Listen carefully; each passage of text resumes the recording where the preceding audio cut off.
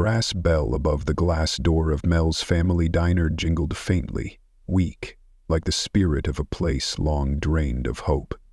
An October breeze slipped through the opening, carrying the sharp scent of decaying leaves and faded dreams. The diner was nearly empty, filled only with the echo of a cloth rubbing a table and the stale aroma of cold coffee mingling with memories. Emma Rodriguez looked up, still scrubbing at the same stubborn stain on table 6, a sticky blot she had been trying to erase for 10 futile minutes. But when the door creaked open, her heart clenched. A man entered, limping slightly, his thin frame wrapped in a tattered coat dulled with time. His face was partially hidden beneath a scraggly gray beard, and his eyes, something about those eyes, made Emma shiver, not out of fear, but from something deeper, sadder, something she couldn't name. "Oh, great," Jessica scoffed from behind the counter, not bothering to lower her voice. "Look what the wind dragged in." Marcus, the line cook, stuck his head through the kitchen window and sneered. "Better let him know up front we don't have restrooms for customers." Emma bit her lip, resisting the urge to respond. She was used to this kind of reaction from her co-workers, but this time felt different. The man, despite his ragged appearance, carried a presence she couldn't ignore. He didn't shuffle in like he was begging. He stood as though he could still hear the heartbeat of the place, as if listening for a memory buried in the walls. His gaze, the gaze of someone who had dreamed, who had lost, who had lived, paused on an old black and white photo behind the register. The frame hung crooked, its glass smudged, but the image was unmistakable. A young Latino couple in front of a polished chrome counter, their faces radiant with hope and the glow of the American dream. Miguel and Rosa Reyes, the original owners, the soul of the diner. "You planning to stand there all day or you gonna order?" Jessica snapped, her voice slicing through the moment like a rusted blade. The man gave a small nod as though making a quiet decision, then slowly moved toward the corner booth, the one with the clearest view of the entire diner. Every step looked like it cost him effort. He lowered himself carefully into the seat, as if afraid he might break. Emma watched him, her coworkers exchanging glances behind her. She knew what they were thinking. Just another homeless guy, another problem, another shift dragging on with no future in sight. But for Emma, something about this man unsettled her. Not in a bad way, but in a way that stirred something inside her she couldn't yet explain. Maybe it wasn't the coat or the tired eyes that got to her. Maybe it was the way his expression softened when he looked at the old photo. Maybe it was how he chose that corner seat, not to hide, but to watch, to feel the pulse of a place that used to be a home. "I'll take care of him," Emma said quietly, picking up the coffee pot and an old laminated menu that had seen better decades. "Good luck getting anything out of him," Jessica muttered, eyes glued to her phone. Emma approached the table with the same gentle smile she gave everyone, whether they came in with a full wallet or empty pockets. Up close, she noticed his hands, clean with neatly trimmed nails. When he looked up, his eyes didn't just meet hers. They studied her, absorbed her weariness, her kindness, her fatigue. "Good afternoon, would you like some coffee?" she asked, her voice warm like morning sunlight. "Yes, please, Black." His voice was rough but educated, with a hint of an accent that made Emma think of her grandmother's Spanish lullabies. She poured the coffee, watching as he cupped it with both hands like it was something precious. "Would you like to order now, or would you like a few more minutes with the menu?" He glanced at the plastic-covered pages but didn't seem to be reading. Instead, he looked like he was listening to something only he could hear. The ghosts of laughter, echoes of conversations long past. "What do you recommend?" he asked, as though seeking truth, not just a meal. Emma smiled. Genuinely, it had been so long since anyone had cared what she thought. "Marcus makes a pretty good grilled cheese, and the tomato soup's not from a can. We make it fresh every morning. It's simple, but it's honest food." Honest, he repeated, like tasting the word. I like that. I'll take both. Emma turned to walk away, not noticing the sleek, expensive phone the man pulled from the inside of his coat, a device that clashed starkly with his appearance. Nor did she see him snap a few quick photos of the room, or the swift, practiced way his fingers moved across the screen like someone used to managing complex operations. Calmed grilled cheese and tomato soup for the hobo, Marcus shouted from the kitchen, loud enough for the whole diner to hear. Emma frowned. He has a name, Marcus? Oh yeah? What is it? Emma paused. She hadn't asked. When she brought out the food, she set the tray down gently. I'm Emma, and you? The man looked up. Something flickered in his expression, surprise, emotion, or maybe memory. Daniel, he said.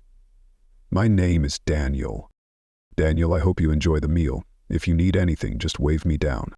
As Emma walked away, Daniel, or more accurately, Daniel Reyes, took his first bite of the sandwich. The taste stirred memories he thought had long decayed. His mother, Rosa, used to make this exact meal on days when he was sad. Before the fights, before the disappointments, before he swore never to return to this place. And yet here he was, a self-made billionaire sitting at the very table where a defiant boy once dreamed of escape. Through the kitchen window, Daniel watched Marcus carelessly dump leftovers back into a tray, treating every plate like reused garbage. At the counter, a man who appeared to be the manager was pocketing tips. Jessica laughed mockingly at an elderly customer who struggled to hear. This place, once a sanctuary for the community, now felt like a graveyard, where goodwill came to die. Only Emma was different. Her words were genuine, her gaze sincere. When she spoke his name, it wasn't out of duty. It was because she wanted to connect. When she brought the bill, Daniel left a $20 bill for a $12 meal. Emma looked at him, surprised. Sir, I think you gave me the wrong amount. No mistake, he replied, standing slowly, his gaze steady. Thank you for treating me like a person. Will you be back? Emma asked, a hopeful note in her voice. Daniel's hand rested on the door handle. He turned, a small smile playing on his lips, one that hinted at something just beginning. Yeah, I think I will. The bell above the door rang again, soft, like a promise. Emma stared at the bill he left behind, an odd emptiness blooming in her chest. She had no idea that Daniel Reyes had just walked out of the restaurant his parents had built, that he was the sole heir after his father passed away 5 years ago. While she saw a homeless man, the truth was she had just touched the start of a transformation no one, not even she, could predict. Outside, Daniel got into a rented Honda, not a Bentley or a Rolls-Royce like he usually drove. He lifted his phone, his voice low and firm. Martinez, it's me. You were right. It's worse than we thought. He ended the call and looked back through the window. He'd return tomorrow, and the next day. He needed to know how deep the rot went, and more importantly, he needed to know if Emma's kindness was real or just another mask.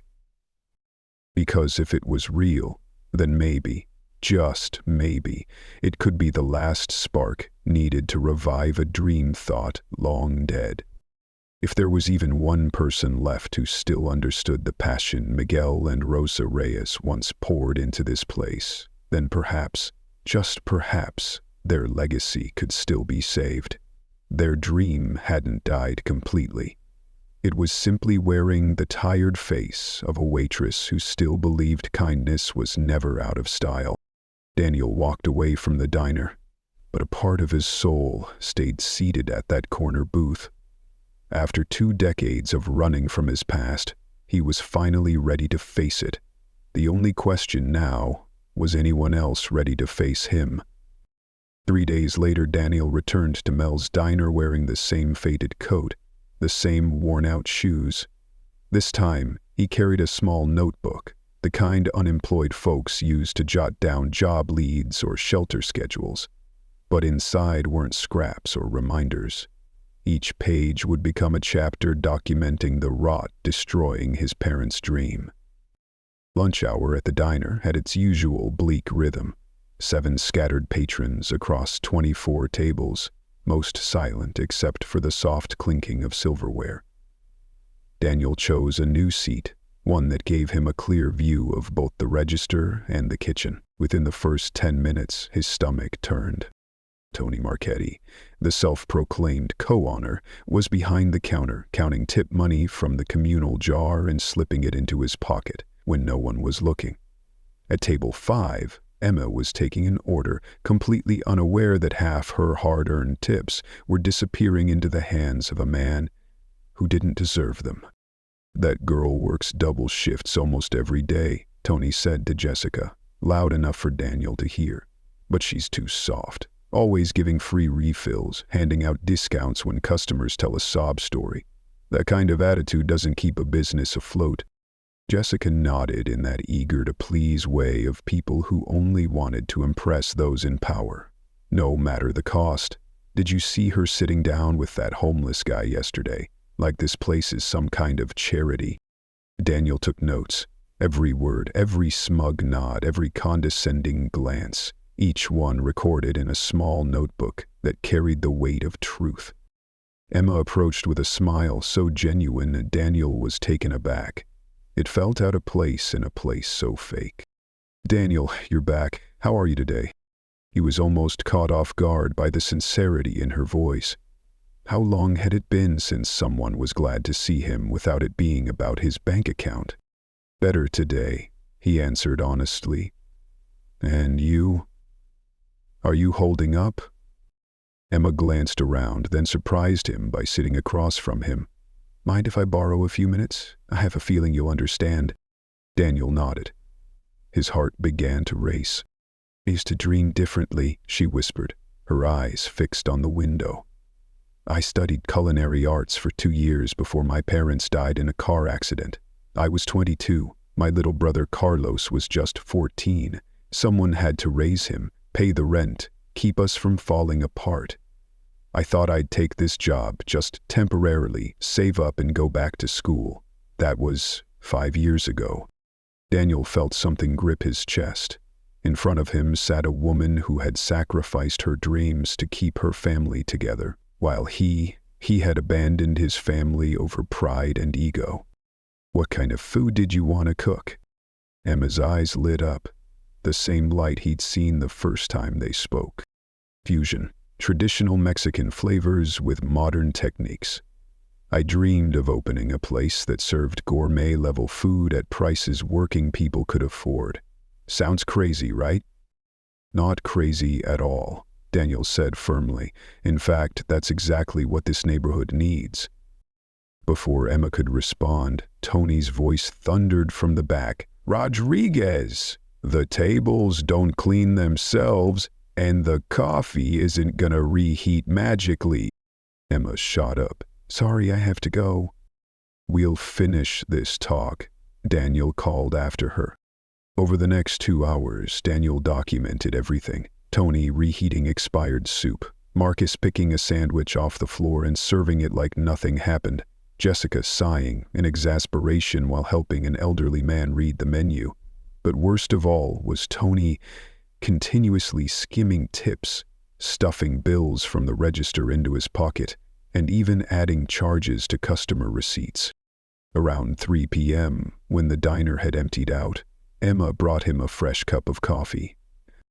"In the house," she said, winking. "You don't have to." "I want to. Besides, Tony's doing paperwork in his office, which is code for napping." Daniel chuckled, but then his voice turned serious. "You don't seem to have much respect for him." Emma shook her head. "Tony's not my boss. This place used to belong to the Reyes family. Miguel and Rosa built it from nothing. They turned it into the heart of this neighborhood. When Miguel died, Tony convinced everyone he was a part owner, but I've never seen a single document to prove it. He acts like this place is his property." But, Daniel nudged gently. Complete. I heard Miguel had a son, an heir. Word is he left after some big fight. If that's true, then Tony's lying, but I can't prove it. And I need this job. Daniel gripped his coffee tighter. She, the one still keeping this place's soul alive, was the one suffering the most. If you could prove Tony was lying, what would you do? Emma let out a bitter laugh. I'm just a waitress. Even if Miguel's son came back, why would he listen to me? For all I know, he could be just like Tony, only interested in the money. That night, Daniel sat in his car and made a call. I need you to run a full background check on Anthony Marchetti. Focus on his ownership claims over Mel's Diner. I want results by morning. Got it, boss. How's the undercover work going? Daniel looked through the windshield and saw Emma wearily making her way to an old Civic. Complicated, he replied. I came here expecting to find a business worth saving, but I found a person worth believing in. Emma headed to her second shift, cleaning office buildings until midnight, and Daniel made a decision. The investigation wasn't over, but Emma had already proven her worth. The real question wasn't whether she could be trusted, but whether he deserved the trust she had unknowingly given him. Tomorrow, he would confront Tony, but tonight he'd be online, researching culinary schools and modern Mexican cuisine, because Emma deserved a shot at the dream she never gave up on, even if she didn't yet realize it herself. Emma glanced around quickly, then slid into the seat across from him as if trying to escape a brewing storm for a few moments. May I say something? I feel like you might understand, she whispered, her voice hushed as if revealing a secret. Daniel nodded. His heart began to race. He sensed this wasn't a typical confession. It was a glimpse into her true self.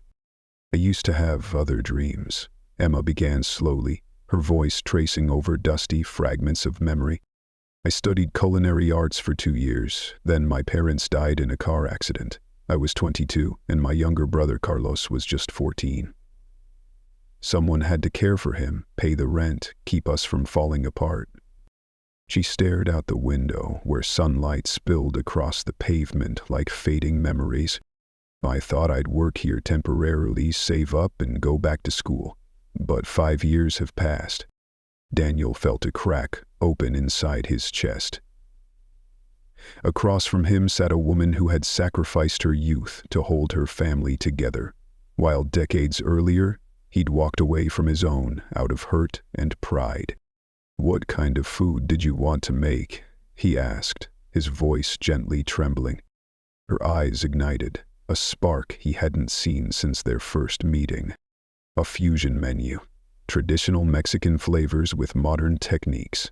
I dreamed of opening a place where gourmet food was still affordable to working people. Crazy, right? Not crazy at all, Daniel replied, firm. This neighborhood is begging for it. Before Emma could respond, Tony's harsh voice cut through the moment. Rodriguez, tables aren't going to clean themselves and that coffee's getting cold. Emma shot up. Sorry, I have to go. We'll continue this, Daniel murmured as she turned away. Over the next 2 hours, Daniel watched everything. Tony reheated expired soup. Marcus served a sandwich that had fallen on the floor. Jessica rolled her eyes while helping an elderly man read the menu. But harshest of all was Tony, constantly taking tip jar money, stuffing bills into his pocket and manipulating receipts for personal gain. At around 3 in the afternoon, when the diner had emptied out, Emma brought him a fresh cup of coffee.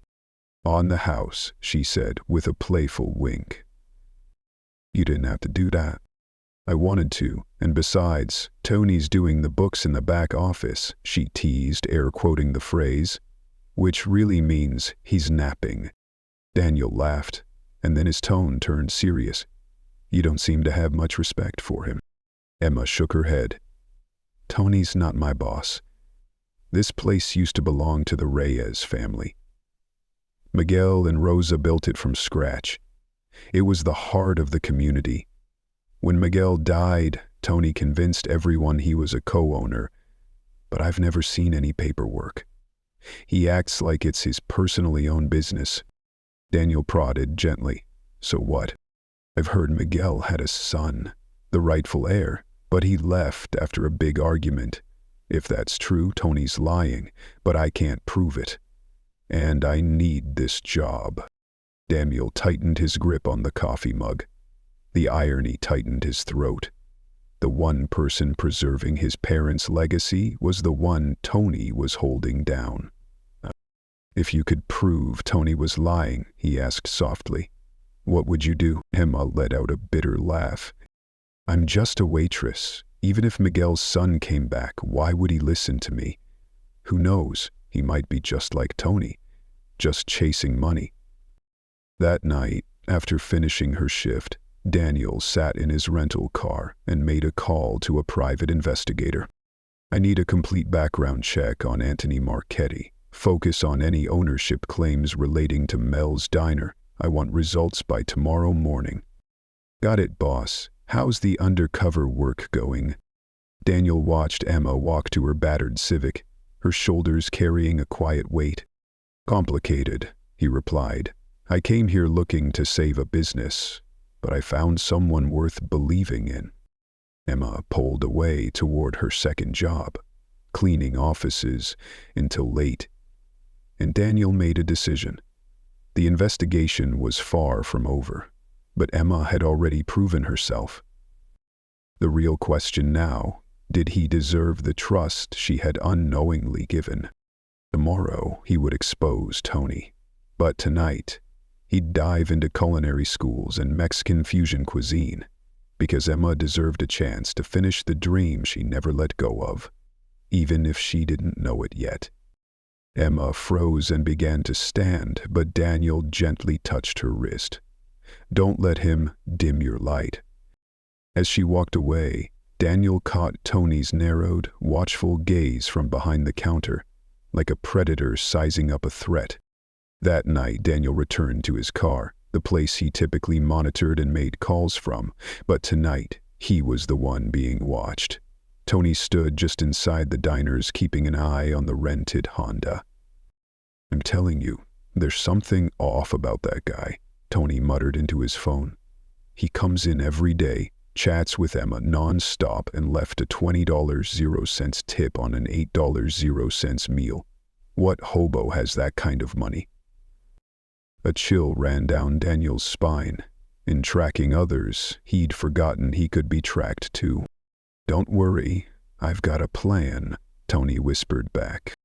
The next morning, the diner erupted in chaos. Emma stood by the counter, voice trembling with both fury and hurt. I didn't steal $20, she nearly shouted. I've worked here 5 years without a single issue. Tony crossed his arms, his voice honeyed but laced with poison. Cameras don't lie, Rodriguez. $20 went missing from your shift. Only you had the till key. Daniel clenched so tightly his knuckles went white. The setup was too obvious. Tony had been skimming for weeks, and now he was blaming the one decent person in the place. I want to see the footage, Emma insisted. Too bad the camera's broken, Tony replied smoothly. But I've got witnesses. They saw you near the register at the time. At that moment, Jessica and Marcus nodded in unison. Cowards always stick together. Emma gasped, tears welling up. Why would I steal $20 when I make that much or more on tips in a good shift? Maybe because you were feeding your homeless boyfriend for free, Tony spat, nodding to Danielle. Maybe you two are in cahoots. The diner fell silent. Patrons' curious glances hardened into judgment. Daniel stood, ready to expose everything, but a part of him held back. Tony had handed him the perfect moment to reveal the truth. You got one part right, Emma spoke up, voice cracking but unwavering. I did give him food for free. Because decent people feed hungry people. If that makes me a thief in your eyes, maybe I don't belong here. She whipped off her apron and threw it down on the counter. I quit. Emma walked toward the door but paused as she passed Daniel. "I'm sorry. I didn't mean to drag you into this trouble." Daniel watched her walk away, his heart breaking. Tony had just committed the biggest mistake of his life. Tonight, Daniel Reyes would stop hiding. Emma remained silent for what felt like a long time. All sound around her dimmed into an echo of the day's events. Finally, her voice broke the hush, whispered, as if afraid of her own words. "So, everything, all those conversations, the connection I thought we shared, was it real?" Daniel didn't hesitate. "Everything was real, Emma. Every word you shared about your dream restaurant, your fusion dishes, your desire to help the community, those were the truest conversations I've had in years. You have a vision that could change countless lives. More than that, you have the heart to make it happen." Before Emma could respond, a black Mercedes rolled into the lot, followed by a second sedan with 2 suited men inside. Daniel's phone buzzed. "They're here," he said. "Who?" Emma asked, voice trembling. "My lords, it's time to end this." Emma watched as Daniel stepped out of the car and the tired man she'd known transformed. In his place stood someone calm, confident, radiating a quiet authority that made those around him fall into step. Tony looked up, his grin vanishing the moment he saw Daniel walk in, not as the ragged drifter he'd dismissed, but as a poised man of influence, flanked by 2 lawyers in sharp suits, each carrying a thick file. "Can I help you, gentlemen?" Tony asked, voice already starting to shake. "Are you Anthony Marchetti?" one lawyer asked. "Yes, but who are you?" Daniel stepped forward. "I'm Daniel Reyes, and you're managing my parents' restaurant." Tony went pale. Jessica dropped the coffee pot. Marcus froze like a statue in the kitchen doorway. "It's impossible," Tony stammered. "Daniel Reyes disappeared 20 years ago, and you're just some homeless guy. A homeless guy who watched you steal tip money, serve expired food, commit fraud for 3 years, and now get caught." Daniel's voice was cold, each word cutting through the silence like a blade. "No, I'm a partner. I have rights." "Where's the paperwork?" Daniel asked. "It's in my office." "It's not, because it never existed." The lawyer opened the file. "Mr. Anthony Marchetti, your employment is hereby terminated, effective immediately. You have 10 minutes to collect your belongings before the police are called." Tony's face went from pale to flushed to purple. "You can't do this. I've given 5 years to this place." "No," Daniel said. "You destroyed it for 5 years and blamed the innocent." Tony's eyes darted in panic. "No one's going to believe this." "With what? The money you stole from my parents," Daniel replied icily. "That's now evidence." Tony stumbled toward the back office, mumbling threats. Daniel turned to Jessica and Marcus. "You two have a choice. Empty your lockers now, or let my lawyers review the footage and determine your role in today's setup." They didn't need to be told twice. 15 minutes later, the diner was quiet, just Daniel, his lawyers, and Emma, who had quietly stepped in at some point, now standing among the wreckage of a swift and final reckoning. "What happens now?" Emma asked softly. Daniel looked around, the childhood memories colliding with dreams waiting for revival. He smiled, a smile stitched together from 20 years of regret and the hope of something reborn. "Now, I'd like to discuss a business proposal with a very special chef." The air seemed to hold its breath. No longer cold, just waiting, like a stage ready for Act 2. The lawyers left, taking with them evidence that would send Tony straight to court. All that remained were Daniel and Emma.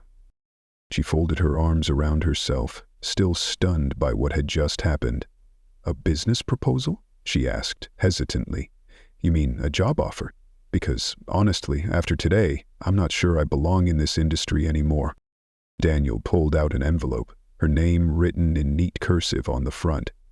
Before we talk, read this. Inside was a short letter, printed on fine paper. Emma, the way you treated a stranger was worth more than any resume. For 5 years, you've been the quiet heartbeat of this place, while everyone else forgot what it used to stand for. You gave kindness without expectation, held on to dignity in a place that offered none. I didn't come back for revenge, though I had every reason to. I came back to see if anyone still carried the values my parents built this place on. And I didn't just find someone like that. I found someone who could elevate those values to something even greater. I'm not offering you a job. I'm offering you a partnership. Let's create something new, something that honors the past and builds a future. And I can't think of anyone more fitting to build it with than a woman who still believes human dignity never goes out of style. Sincerely, Daniel.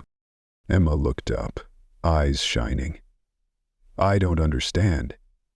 A partner? I'm just a waitress who took 2 years of culinary school and still owes tuition. You're a billionaire. We're not equals. You're right, Daniel said. We're not equals. But you have something I lost 20 years ago.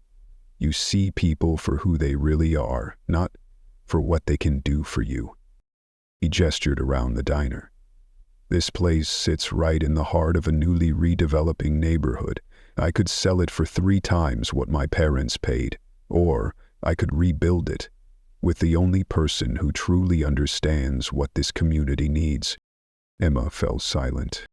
You're talking about not just the idea, the actual restaurant. I've spent the last week studying your concept. Affordable pricing, community sourcing, vocational training. It's not just feasible, it's revolutionary. He showed her the detailed business plan. We'll break even in 18 months, create 25 jobs, partner with 15 local farms, and train 50 students annually. Emma stared at the projections, her voice trembling. You actually turned a waitress's wild dream into a real business plan. Daniel smiled. It was never just a wild dream, Emma. It's vision. And now it has everything it needs to become reality. But why me? Emma asked, still uncertain.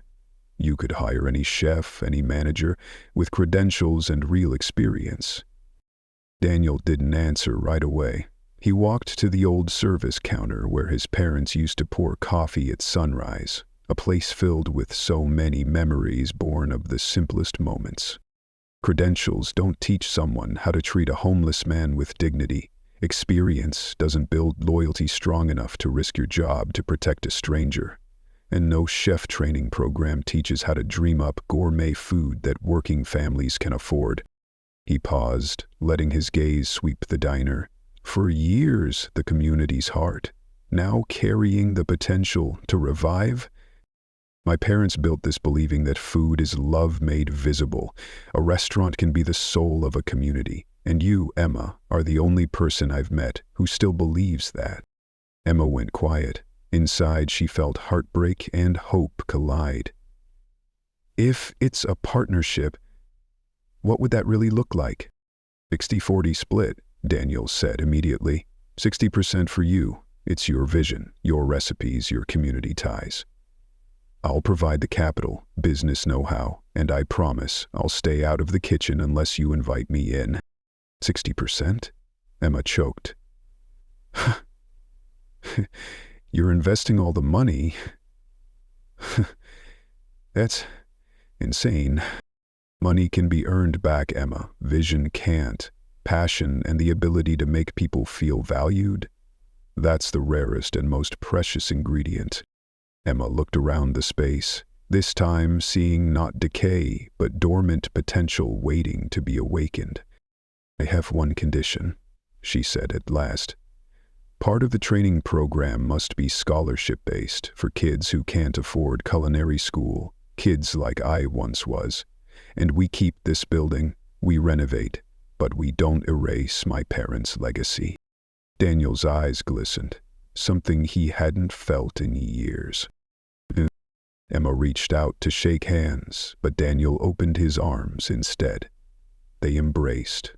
For the first time, not as two individuals, but as kindred spirits across generations, carrying a dream forward. "So when do we start?" Emma asked, after they released each other. Daniel's first genuine, contented smile in years spread across his face. "Tomorrow, I know a cozy diner down the street, perfect for latte-fueled planning and honest food." They stepped outside, past a tilted old photo of Miguel and Rosa Reyes. Emma paused. "Do you think they'd approve?" Daniel regarded the photo, seeing the hope and resolve he feared he'd lost. "I think they would have loved you, and I think they would be proud their dream found someone worthy to continue it." The doorbell jingled, not farewell, but promise. "Calmed thing," Emma said, looking off into the distance as if addressing her younger self. Daniel tilted his head. "What's that?" "I wish I could tell 22-year-old me that detours aren't failures, they're preparation. Every difficult customer, every double shift, every moment of doubt taught me lessons I would need later." Daniel smiled gently. "And what would you tell her about accepting help from a strange man dressed like a homeless person?" Emma laughed, the sound clear and bright in the quiet space. "I'd tell her that sometimes the strongest partnerships begin with the simplest acts of kindness, and that when you give someone dignity without expectations, it comes back multiplied in ways you never imagined."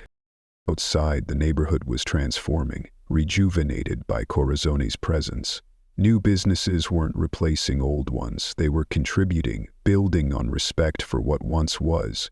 Young families moved in, long-time residents still visited every morning. It wasn't gentrification, it was true revitalization. Before leaving, Emma locked the door and paused beneath a small brass plaque Daniel had quietly installed. "In loving memory of Miguel and Rosa Reyes, who believed food is love in physical form, and to honor all who carry their legacy forward." Underneath, engraved small, "Corazon, where every meal matters, every person has dignity, and every dream deserves a chance to grow." Emma touched the plaque, her eyes shimmering but no longer wet. She no longer drove the old Civic. Now she had something practical and reliable, like herself, grounded, resilient, many dreamed. As she drove home to the newer neighborhood she now shared with Carlos, memories drifted from how a man in tattered clothes changed her life. Not with power, not with money, but by recognizing that kindness is the rarest, most valuable ingredient in any recipe. What began with a waitress and a stranger in tattered clothes had become something none of them expected. Proof of second chances, chosen family, and dreams that survive even when everything else falls apart. Because sometimes, the most profound transformations begin with the smallest acts of grace. And if you're lucky, those acts don't just change your circumstances, they change how you understand the world, yourself, and what's possible when you choose to see the best in others. Because endings are sometimes just different beginnings,